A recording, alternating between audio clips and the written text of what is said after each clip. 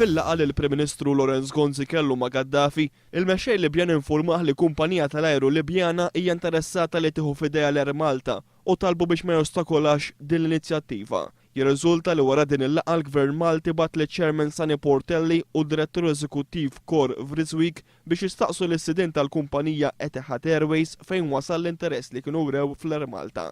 Dan wara li issa Gaddafi wkoll għandu lil xi ħadd interessat fil-linja tal-ajru nazzjonali Maltija. Din is-sitwazzjoni qed tħasseb lil Lorenz Gonzi għaliex ma jixtieqx jirrifjuta l-offerta ta' Gaddafi bit-tama li jkunu riżolti diversi kwistjonijiet pendenti bejn iż-żewġ pajjiżi, fosthom id-disgwit li jeżisti dwar il-linja medjana u tħaffir għaż-żejt.